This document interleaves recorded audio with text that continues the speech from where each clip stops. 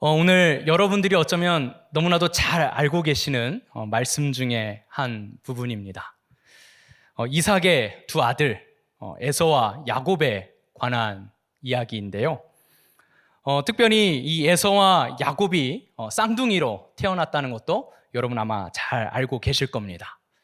이 두 사람이 쌍둥이로 태어났음에도 불구하고 참 많이 다른 모습을 보여주고 있습니다.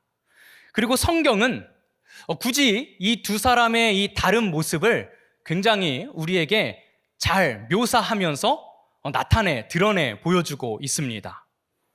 오늘 우리가 주목해 볼 이 에서의 모습인데요. 에서가 무엇을 좋아했습니까? 사냥을 좋아했습니다. 사냥. 여러분 혹시 사냥이라든지 뭔가를 이렇게 수렵해 보신 적 있나요? 뭔가를 이렇게 잡아본 경험이 별로 없으시죠? 네. 저는 그 낚시를 되게 좋아합니다. 그래서 예전에는 전에 있던 교회에서는 이 금요철야가 마치면 안수 집사님들하고 장로님하고 이 담임 목사님께는 비밀로 하고 저기 시화호까지 가가지고 밤새 낚시를 했어요. 철야를 마치고 그 새벽에 이 동이 터오면 그때 이제 부랴부랴 저는 그 길로 교회로 출근을 하고 마치 집에서 온 것처럼 번듯하게 이제 막 그 졸린 눈을 애써 이렇게 떠가면서 있었죠. 사실 안 들킨 거 아니고 모르시는 거 아니셨을 거예요. 근데 담임 목사님이 다 눈 감아 주셨어요. 왜냐하면 그것 때문에 우리 안수 집사님들과 장로님들이 되게 많이 변하셨거든요. 말씀과 기도로 변하셔야 되는데 저하고 같이 낚시를 다니시면서 저하고 굉장히 많이 가까워지면서 되게 열심히시고 굉장히 참여를 잘 하셨어요. 그래서 이 동아리가 결성이 됐습니다. 그래가지고 토요일 날 특별히 이제는 허락을 받고 토요일 날 저기 인천 부둣가에 가가지고 새벽배를 타고 이제 배낚시를 이제 떠난 거예요.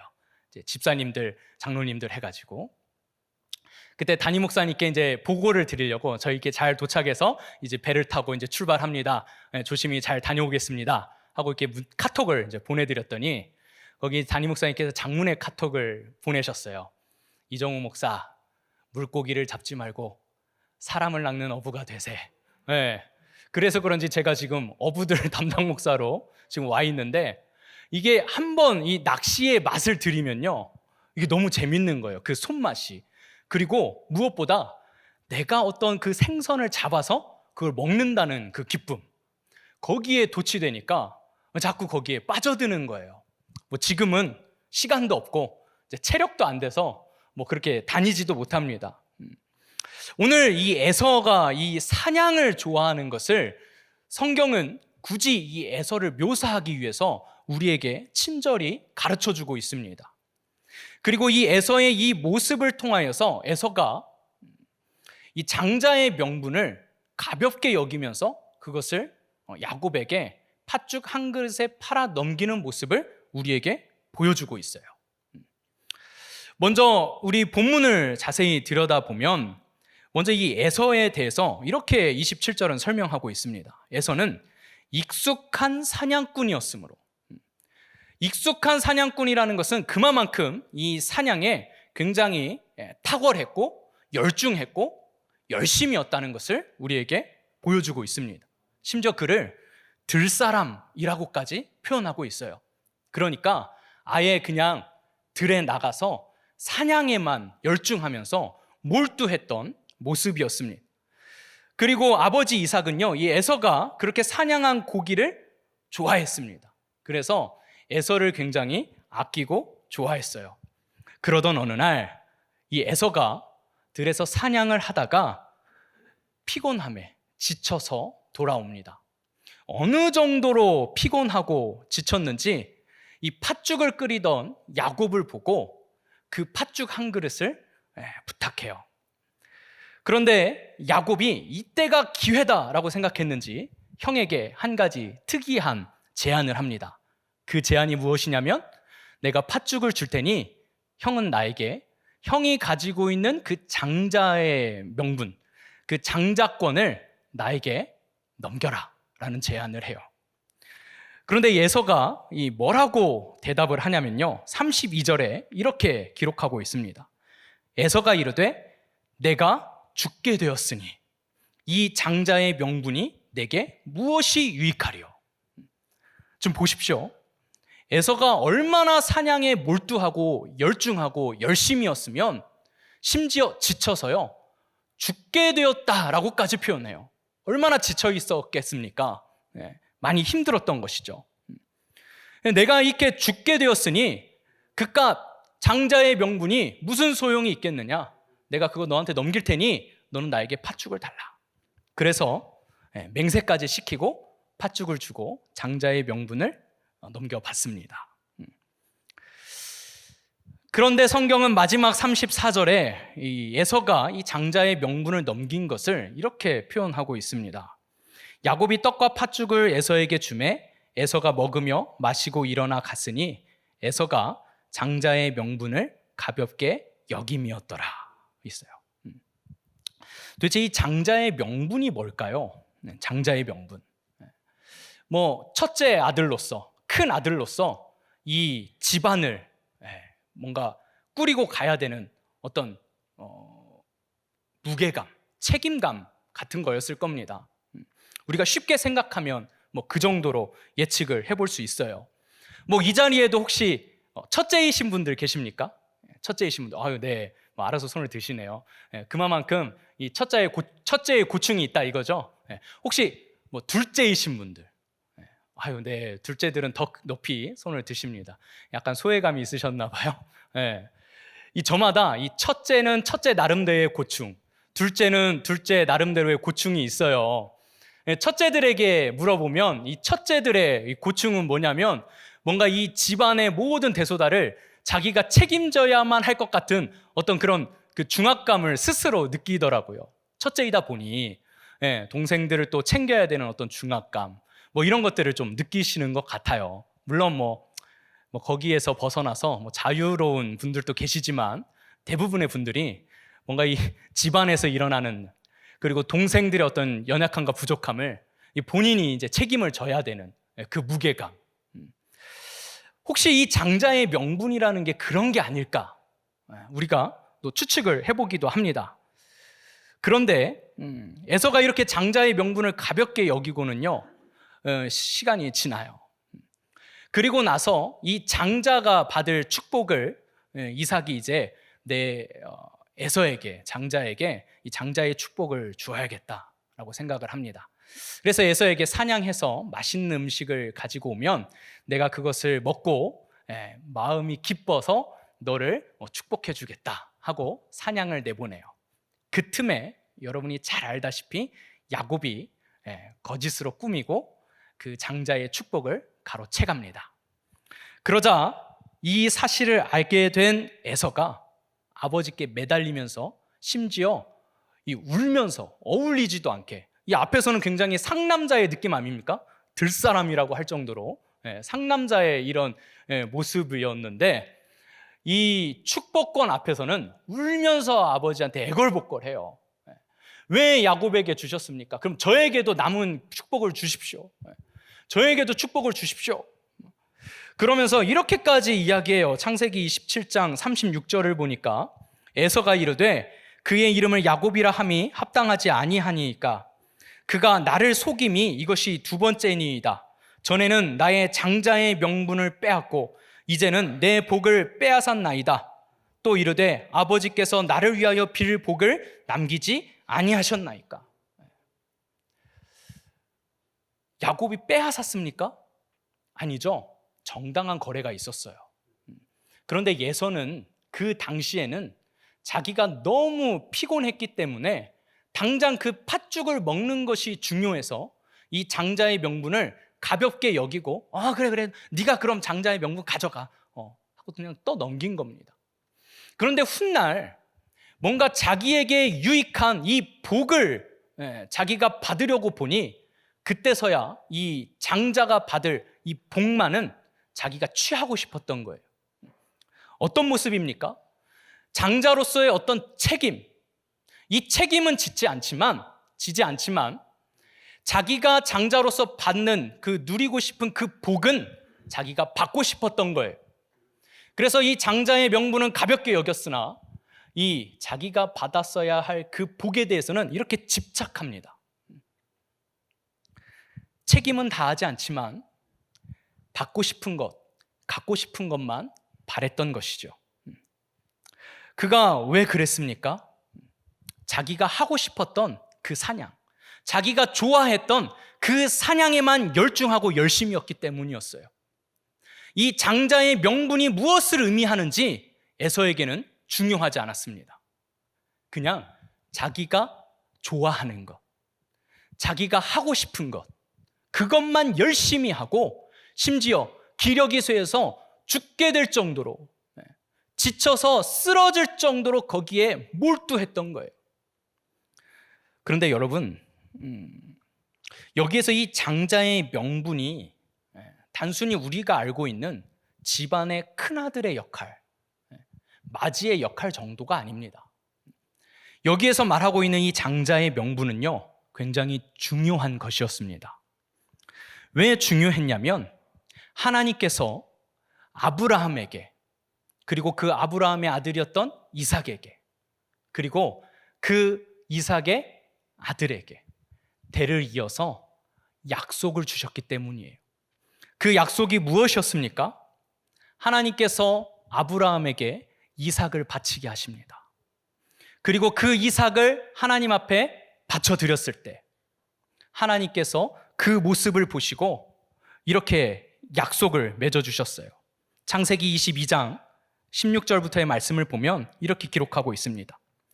이르시되 여호와께서 이르시기를 내가 나를 가리켜 맹세하노니 내가 이같이 행하여 내 아들 내 독자도 아끼지 아니하였은즉 내가 내게 큰 복을 주고 내 씨가 크게 번성하여 하늘의 별과 같고 바닷가의 모래와 같게 하리니 내 씨가 그 대적의 성문을 차지하리라. 또 내 씨로 말미암아 천하 만민이 복을 받으리니 이는 내가 나의 말을 준행하였음이라 하셨다 하니라. 이 언약을 이삭이 몰랐을까요? 아니요.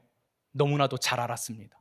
왜냐하면 하나님께 제사를 드리러 가자고 같이 올라갔던 아빠가 자기를 결박하여 묻고 자기를 죽이려고 했기 때문입니다. 도대체 아버지가 왜 나를 하나님께 번제로 드리려고 했는지. 하지만 그것을 하나님께서 막으셨고 하나님께서는 이것을 통해서 무엇을 보고자 하셨는지, 그리고 우리 아버지 아브라함이 아끼는 나를 그렇게 드리려고 했을 때 하나님께서 무엇을 약속해 주셨는지 아마 이삭은 익숙하게 듣고 알고 있었을 것입니다. 뿐만 아니라 이삭은요, 이 이야기를 본인만 알고 있는 것이 아니라 자기의 자녀들에게도 이야기해 줬을 거예요. 하나님께서 우리를 통해서 역사하기를 원하신다. 일하시기를 원하신다. 너의 할아버지 아브라함부터 나를 통하여, 그리고 나의 자녀인 너희들을 통하여, 그리고 아마도 이삭은 그것을 에서라고 생각을 했을 거예요. 그래서 두 아들들에게, 특별히 에서에게라도 이 이야기는 자주 들려주었을 것입니다. 그러니까 이 장자, 이 맏아들이 가지고 있는 이 무게감은 결코 가벼운 것이 아니었어요.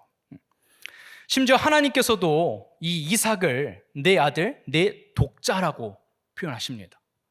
그런데 아브라함에게는요, 이삭만 있는 게 아니었어요.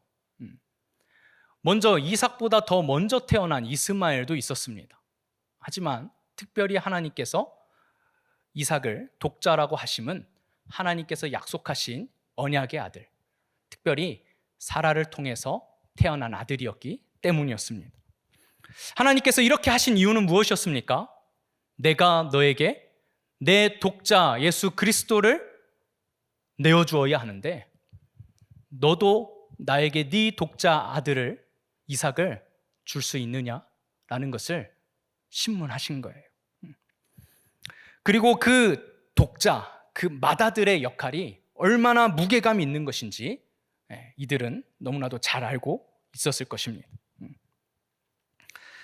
그런데 지금 에서에게는 그런 건 안중에도 없었습니다. 자기가 하고 싶은 것, 자기가 재밌어 했던 것, 그것만 열심이었던 것이죠. 그러나 야곱은요, 그 장자의 명분을 자기가 차지하고 싶었습니다. 그것은 태에서부터 그랬어요. 그래서 형 에서의 뒤꿈치를 잡고 나오지 않습니까? 자기가 먼저 나오려고 했던 모습이었습니다. 성경은 그렇게 묘사하고 있어요. 그만큼 야곱은요, 이 하나님의 언약 안에 자기가 주인공이 되고 싶었던 것입니다. 그래서 그것을 노렸던 거예요. 다행히도 에서가 그것을 가볍게 여겼기 때문에 야곱이 그것을 취할 수 있었습니다. 야곱이 그 장자의 명분을 취하고 그 장자가 받을 복을 받았는데요, 그 복을 받은 만큼 평탄한 인생을 살았습니까? 그렇지 않았습니다. 오히려 이 야곱을 통해서 하나님께서 진짜 이 이스라엘이라는 나라를 세워가시는데, 야곱의 인생이요, 야곱의 말년에 바로 왕에게 했던 그 고백처럼 순탄치만 않았습니다. 그만큼 이 장자의 명분, 그것을 이어가는 그 무게감은 쉽지 않았던 거예요. 여러분, 예수님께서 왜 하나님의 아들로 오셨을까요? 도대체 왜 예수님은 하나님의 아들로 오셔서 우리를 헷갈리게 하실까요? 하나님이신 그분이 굳이 하나님을 아버지라고 부르셔서 온갖 이단들이 발생하고, 우리도 가끔은 헷갈리는, 어쩌면 하나님이 진짜 더 위에 계신 것 같고 예수님은 그 밑에 계신 것 같은 이런 착각이 일어나게, 왜 도대체 예수님은 하나님의 아들로 오셨을까요? 로마서 8장 29절은 이렇게 기록하고 있습니다. 하나님이 미리 아신 자들을 또한 그 아들의 형상을 본받게 하기 위하여 미리 정하셨으니 이는 그로 많은 형제 중에서 맏아들이 되게 하려 하심이니라. 여러분, 예수님께서 왜 하나님의 아들로 오셨습니까? 그것은 바로 하나님께서 구원할 우리를 하나님의 자녀 삼으시기 위해서입니다. 하나님 자신이 하나님의 아들로 오심으로써 우리는 그 예수님 안에서 예수님과 함께 하나님의 자녀가 됩니다. 그래서 하나님이신 그분이 우리를 위하여 하나님의 아들로, 낮은 자로 오신 거예요. 그리고 우리로 그 예수님을 통해서 하나님의 자녀가 되게 하시고, 하나님께서는 예수님을 우리의 맏형으로 보내주신 것입니다. 뭐 하게 하시려고요? 그 아들의 형상을 본받게 하시려고. 그러니까 예수님께서요, 이 말씀 가운데 늘 헷갈리는 말씀을 하세요. 내가 이렇게 하면 아버지의 뜻을 이루려 합니다. 내가 아버지께 순종을 한다. 내가 그렇게 하지 않아도 되지만 아버지의 뜻을 이루기 위해서 그렇게 하는 것이다. 뭔가 진짜 잘 몰랐던 사람인 것처럼 자꾸 그런 표현들을 쓰세요. 그러니까 우리는 자꾸 헷갈리는 거예요. 예수님이 하나님이 아니신 것 같은. 예수님께서 그렇게 하신 이유가 무엇입니까? 우리로 하여금 하나님의 자녀됨의 모습이 무엇인지를 직접 우리에게 보여주시기 위해서입니다. 그래서 그 예수님 안에서 우리는 어떻게 됩니까? 하나님의 자녀된 삶을 얻는 거예요. 그래서 고린도전서 15장 22절은 이렇게 기록하고 있습니다. 아담 안에서 모든 사람이 죽은 것 같이 그리스도 안에서 모든 사람이 삶을 얻으리라. 우리는 예수님 안에서 하나님의 자녀가 되는 것입니다. 하나님의 자녀됨을 예수님 때문에 얻을 수 있는 거예요. 예수님이 우리의 맏형이 되심으로. 장자의 역할을 예수님께서 친히 하신 것입니다. 그만큼 하나님께서는요, 우리가 이 장자의 역할, 예수님처럼 그 역할을 우리 또한 감당하기를 원하십니다. 그래서 하나님께서 맨 처음 부르신 자들이 누구였습니까? 바로 이 이스라엘 백성들이었어요. 그래서 출애굽기 4장 22절 말씀을 보면 예수님께서 바로에게 이렇게 말씀하십니다. 너는 바로에게 이르기를 여호와의 말씀에 이스라엘은 내 아들, 내 장자라. 하나님께서요, 이스라엘만 자기 백성 삼으신 게 아니고 이스라엘만 하나님의 자녀 삼으신 게 아니었어요. 하나님께서 특별히 온 인류를 구원하시기 위해서 이 택하신 이스라엘 백성들을 장자 삼으신 거예요. 이 장자를 삼으신다는 것은 무엇입니까? 이 이스라엘을 통해서 모든 인류를 구원하시겠다는 하나님의 계획이셨습니다. 근데 이스라엘은 착각했어요. 자기들만 하나님의 자녀이고 심지어 하나님의 자녀도 아닌 하나님이 우리만 택하셨다, 우리만 택함 받은 백성이다 라는 이상한 선민 사상을 가지게 되었던 것입니다. 하나님의 의도는 그게 아니었어요. 이스라엘을 통해서 하나님께서 이들을 장자 삼으시고 이들을 통해서 구원자 예수 그리스도가 오시게 하시고 이들을 통해서 하나님의 나라를 이 땅 가운데 보여주게 하시고 이들을 통해서 이 모든 인류에게 복음이 전파되기를 원하셨는데 이스라엘 백성들은 그 장자의 역할을 감당하지 않았던 것입니다. 하나님을 사랑했으나 하나님을 향한 열심이 있었으나 그들은 장자의 역할이 무엇인지를 깨닫지 못하고 엉뚱한 착각 속에서 하나님을 잘못 섬기고 잘못 신앙생활하고 있었던 거예요. 여러분, 어쩌면 우리의 모습이 그럴 수 있습니다. 하나님께서 우리를 이 땅 가운데 보내시고 우리를 먼저 믿게 하신 것은 우리로 하여금 그 하나님의 자녀됨의 역할을 감당하기를 원하시는데 어쩌면 우리는 이 유괴 사람 에서처럼 장자의 명분은 가벼이 여기고 내가 하고 싶은 것, 내가 재밌어 하는 것, 내가 원하는 것, 심지어 피곤해서 죽을 지경에 이를 때까지 거기에만 정신이 팔려 있는 거예요. 교회 안에서 사역도 마찬가지입니다. 교회에서 하는 모든 것이 다 하나님이 원하시는 것이라는 착각도 버려야 돼요. 어쩌면 우리는요, 내가 하고 싶은 것, 내가 원하는 것을 이 안에서도 열심히 할 수 있어요. 우리가 진짜 깨달아야 하는 것은 하나님께서 원하시는 것이 무엇인가? 하나님께서 나에게 이 장자의 역할, 내가 있어야 할 자리, 하나님의 자녀됨의 자리가 어디인지를 알고 그 역할을 감당하는 게 중요하다는 거예요. 출애굽기 4장 23절에 계속해서 하나님께서는 이렇게 말씀하셨습니다. 내가 내게 이르기를 내 아들을 보내주어 나를 섬기게 하라 하여도 네가 보내주기를 거절하니 내가 내 아들 내 장자를 죽이리라 하셨다 하라 하시니라. 하나님께서는 하나님의 자녀들이 자녀로서의 역할을 감당하기를 원하셨어요. 특별히 하나님을 예배하기를 원하셨습니다. 하나님 섬기기를 원하셨습니다. 하지만 바로는 그것을 허락하지 않죠. 그래서 하나님께서는 바로의 장자를 죽이십니다. 뿐만 아니라 이 애굽에 있는 모든 처음 난 태생을 다 죽이세요. 그게 유월절 사건 아닙니까?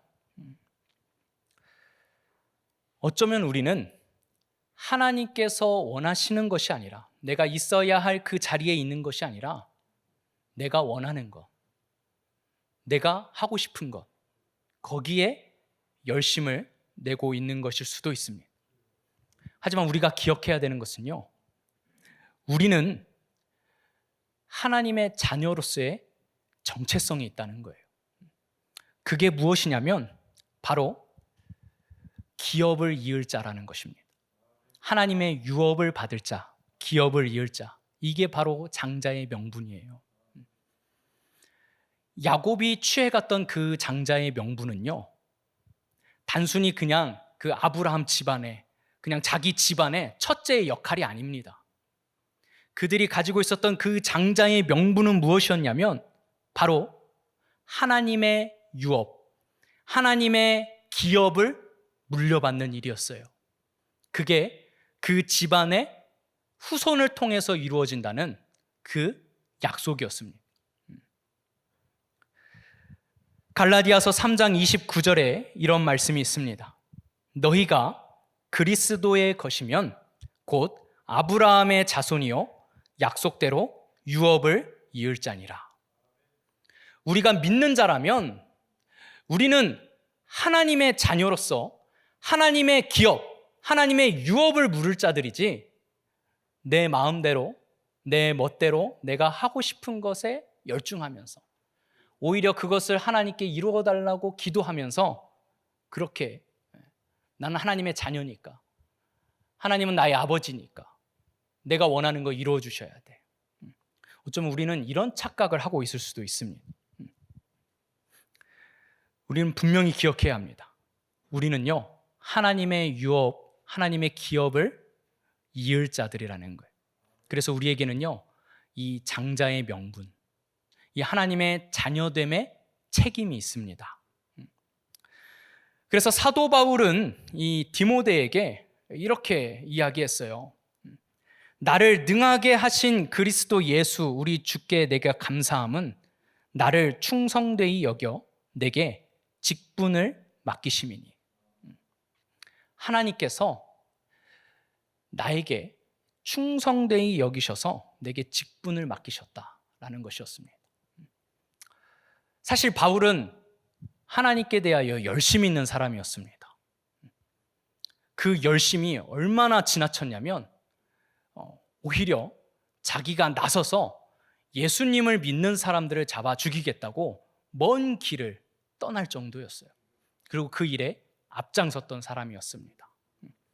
그런데 그가 그것이 잘못된 것임을 깨닫고 회심하고 돌아섰을 때 하나님께서는 진짜 그가 해야 할 하나님을 향한 열심이 무엇인가를 다시 가르쳐 주셨어요. 그리고 사도 바울은 그것을 위해서 이전의 모든 것을 다 내어버립니다. 이게 바로 하나님께 직분받은 자, 하나님의 자녀의 역할이 무엇인지를 분명하게 깨달은 자의 모습입니다. 그래서 이어서 15절과 16절에 디모데에게 사도 바울은 이렇게 이야기합니다. mit보다 모든 사람이 받을 만한 이 말이여 그리스도 예수께서 죄인을 구원하시려고 세상에 임하셨다 하였도다. 죄인 중에 내가 괴순이라. 그러나 내가 긍휼을 입은 까닭은 예수 그리스도께서 내게 먼저 일체 오래 참으심을 보이사 후에 주를 믿어 영생 얻는 자들에게 본이 되게 하려 하심이라 라고 고백합니다.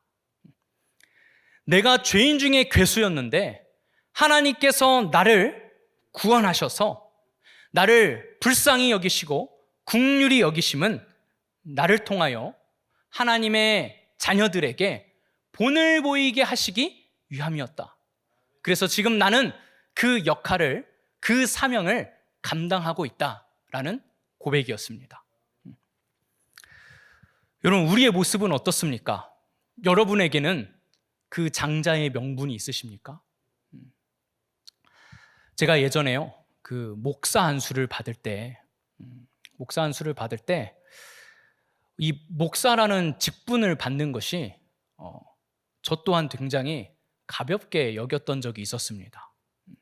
왜냐하면 제 개인적인 저의 그 어리숙한 판단에 이건 뭐 아무나 받는 거예요. 그냥 돈 내고 신학교 다니고 때 돼서 공부 열심히 좀 해가지고 그 뭐 강도사 고시도 패스하고 일정 기간 되어서 이제 목사 고시도 패스하고 뭐 때 시간 되면 이렇게 안수 받고 뭐 나 같은 인간도 받지만 제 같은 인간도 받네. 이건 뭐 아무나 뭐 이렇게 받네가 되면서 이걸 굉장히 가볍게 여겼어요. 그런데 그 안수를 받기 그 며칠 전에 이제 아내와 함께 그 드라이브를 나갔는데요. 안수 받는 저는 되게 뭐 그냥 뜨뜻미지근한데 옆에 앉아 있는 아내가 되게 막 설레어하는 거예요. 드디어 이제 제가 목사 안수를 받는다고. 그래서 제 아내에게 그렇게 얘기했습니다. 이거 뭐 대단한 거 아니야. 뭐 이렇게 긴장하고 뭐 설레고 이렇게 네가 좋아해. 제가 심지어 이런 표현까지 했어요. 너무 죄송한 표현이지만 그때 그 현장감을 살리기 위해서 이런 표현을 드리니까 너무 좀 마음 어려워하지 마시고 뭐 그냥 개나 소나 다 받는 거야. 때 되면 다 주더라. 이렇게까지 표현을 했어요. 그랬더니 저희 아내가 갑자기 정색을 하면서 여보, 장자의 명분을 잊지 마. 당신을 부르셔서 목사로 세우시는 하나님의 심정이 당신의 이런 모습을 보면 하나님 마음이 어떠실까? 그 순간 온몸에 지금도 막 쭈삣쭈삣 서는데 소름이 돋으면서요. 그때도 시화호 달리고 있었거든요. 막 쌩쌩 달려요, 밤에. 갓길에다가 차를 그냥 세워버렸습니다. 뭐 갓길도 아니에요. 두 번째 차선에 세워버렸어요. 막 쌩쌩 다니까 치여서 죽을 수도 있는데 그때는요, 저도 너무 깜짝 놀라가지고 우선 브레이크를 밟고 차를 세웠어요. 그리고 차 밖으로 제가 내려버렸어요. 네. 너무 무서워서. 야, 내가 이거를 다른 사람을 보고 내가 이걸 왜 가볍게 여겼지? 내가 왜 이런 착각에 휩싸여 있었지? 아무리 내가 쉽게 받았어도 하나님께서는 나를 그렇게 가볍게 부르시지 않으셨을 텐데, 하나님께서는 나에게 가볍게 이 일을 맡기신 게 아니실 텐데 왜 그 과정이 시원찮아 보였다고 내가 받은 이 직분을 나조차도 가볍게 여겼을까? 너무 소름이 돋고 하나님께 너무 죄송했어요. 어쩌면 저도 제 열심에 그냥 제 나름대로의 사역을 열심히 했던 것 같아요. 그리고 어느새 신학교를 다니면서 사역을 하면서 어떤 성과들을 세우고 만들고 이루어야 하다 보니 그게 하나님의 일이 아닌 제 일이 되어 있었어요.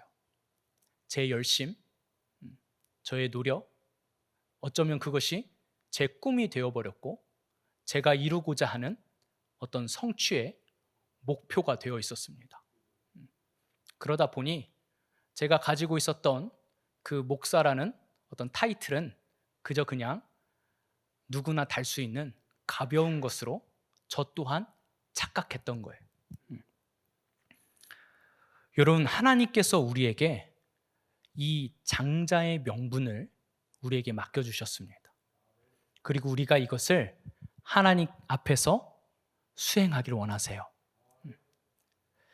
어쩌면 여러분들의 모든 삶 가운데 이루어지는 어떤 고난과 역경과 내 뜻대로 이루어지지 않고 내 기도가 응답되어지지 않는 것, 그것 다 하나님께서 우리를 장자의 명분을 가지고 하나님 자녀로서의 그 자리를 지키게 하시기 위해서, 그래서 우리로 하여금 하나님께서 우리에게 맡겨주신 그 직분, 그 직임, 그 자리를 네가 이루어가야 한다라는 것을 깨닫게 하실 수도 있는 거예요. 그래서 여러분, 히브리서, 여러분 너무나도 잘 아시는 히브리서 11장은요 믿음장이라고도 하죠. 뭐 믿음으로 아브라함은, 믿음으로 누구는 믿음장이라고 합니다. 여러분들도 아마 많이 읽어보셨을 거예요. 그 믿음장의 내용이 무엇입니까? 그들이 모두 다 믿음으로 어떤 고난과 역경과 핍박 속에서도 하나님께서 맡기신 그 자리를 끝까지 지켰다는 내용이에요. 그리고 이 세상에 더 좋은 것, 더 많은 것이 있었지만 그것을 포기하면서까지 믿음으로 자기가 있어야 할 그 자리, 하나님께서 부르신 그 자리를 지켰다는 게 바로 이 히브리서 11장의 내용입니다. 그러면서 이 히브리서를 읽는 성도들에게 하고자 하셨던 말씀이 무엇이었습니까? 너희 또한 너희가 살면서 당하는 고난과 핍박에서도 지지 말고, 그리고 너희에게 주어진 그 세상에 좋은 것들이 주어졌다 할지라도 너희가 너희의 직분, 너희가 가지고 있는 그 장자의 명분에 책임을 다하기 위해서는 그것도 다 내려놓을 수 있어야 한다. 그래서 히브리서 12장부터의 말씀은요, 이렇게 시작해요. 이러므로 우리에게 구름같이 둘러싼 허다한 증인들이 있으니 모든 무거운 것과 얽매이기 쉬운 죄를 벗어버리고 인내로써 우리 앞에 당한 경주를 하며 믿음의 주요 또 온전하게 하시는 이인 예수를 바라보자. 예수님을 바라보면서 믿음의 경주를 끝까지 하라는 거예요. 하나님께서 우리에게 맡기신 그 자리를 끝까지 지키라는 것입니다. 너희가 피곤하여 낙심하지 않기 위하여 죄인들이 이같이 자기에게 거역한 일을 참으신 일을 생각하라. 예수님께서 그 모든 부끄러움과 수치와 그 고통과 죽으심을 참고 견디신 이유는 우리로 하여금 우리 또한 하나님의 자녀가 되어서 하나님의 자녀의 그 명분을, 그 자리를 지키게 하시기 위함이라는 거예요. 그래서 우리가 이 세상을 살면서 당하는 어떤 시험과 고난과 아픔, 하나님의 그 모든 허락하심, 심지어 하나님께서 우리를 징계하시는 것 같은 그 모든 징계까지도 너희가 받아야 한다는 거예요. 또 아들들에게 권하는 것 같이 너희에게 권면하신 말씀도 잊었도다. 일러스되 내 아들아 주의 징계하심을 경히 여기지 말며 그에게 꾸지람을 받을 때에 낙심하지 말라. 주께서 그 사랑하시는 자를 징계하시고 그가 받아들이시는 아들마다 채찍질 하심이라. 아들마다 채찍질 하심이라. 어쩌면 우리가 장자의 명분을 잊어버리고 우리가 하나님의 자녀로서의 책임을 다하지 않을 때 하나님께서는 우리의 인생 가운데 채찍질 하신답니다. 그때 낙심하지 말래요. 왜냐하면 아들이기 때문에, 사랑하는 아들이기 때문에 바른 길을 걷게 하기 위해서 채찍질 하시기 때문이라는 것입니다. 너희가 참음은 징계를 받기 위함이라. 하나님이 아들과 같이 너희를 대우하시느니 어찌 아버지가 징계하지 않는 아들이 있으리요. 징계는 다 받는 것이거늘 너희에게 없으면 사생자요 친아들이 아니니라. 여러분, 우리는 우리의 유익을 위해서 사는 자들이 아니라 하나님의 자녀로서 하나님께서 우리에게 맡기시고 요구하신 그것을 지키는 삶을 살아야 하는 자들입니다. 우리가 그 자리를 떠나서 엉뚱한 일에 열심을 내고 엉뚱한 일로 피곤하여서 기력이 쇠하여서 죽을 것 같이 휘청거리고 있을 때 하나님은 그때도 우리를 채찍질 하신다는 거예요. 도대체 하나님이 왜 나 이렇게 힘들고 지치고 버거운데 이거는 안 알아주시고 이거는 왜 해결 안 해주시고 엎친 데 덮친 격으로 나를 더 힘들게 하시나. 하나님께서 우리를 친아들로 사랑하시기 때문에. 그들은 잠시 자기의 뜻대로 우리를 징계하였거니와 오직 하나님은 우리의 유익을 위하여 그의 거룩하심에 참여하게 하시느니라. 그로 말미암아 연단받은 자들은 의와 평강의 열매를 맺느니라. 그러므로 피곤한 손과 연약한 무릎을 일으켜 세우고. 하나님의 일을 감당하는 것, 장자의 명분을 지키는 것은 우리가 즐거워하는 일은 아닙니다. 어쩌면 무겁고 힘든 일일 수 있습니다. 우리는 어쩌면 그것은 회피하고 싶고 그 책임은 지고 싶지 않고 하나님이 주시는 복만 받고 싶을 수도 있어요. 여러분, 그러면 안 됩니다. 그래서 이 장의 마지막, 오늘 우리가 함께 읽을 16절 말씀에는 이렇게 기록하고 있습니다. 음행하는 자와 혹 한 그릇 음식을 위하여 장자의 명분을 판 에서와 같이 망령된 자가 없도록 살피라. 여러분, 우리가 어쩌면 이 장자의 명분을 가볍게 여겼는지도 모릅니다. 내가 하고 싶은 일, 내가 원하는 것만 쫓아서 하면서 하나님께서 원하시는 일, 하나님께서 나에게 맡기신 일, 그것은 가볍게 여기는, 그것을 망령된 자가 없도록 살피라 라고 말씀하십니다. 오늘 이 시간 우리가 함께 우리의 모습을 돌아보기 원합니다. 하나님께서 우리에게 원하시는 게 무엇일까? 무엇을 그토록 원하셨기에 우리를 이토록 채찍질하시면서 연단시키시면서 그 자리로 부르시는 것일까? 나는 과연 그 자리에 있는가? 내가 있어야 할 그 자리, 하나님께서 나에게 맡기신 그 명분, 그 장자의 명분을 나는 지키고 있는가? 저는 우리가 먼저 예수님을 먼저 바라보기 원합니다. 예수님께서는 그것 때문에 이 땅에 오셨거든요. 하나님이신 그분이 굳이 하나님의 아들로 이 땅에 오셨습니다. 그게 바로 예수님께서 오신 이유예요.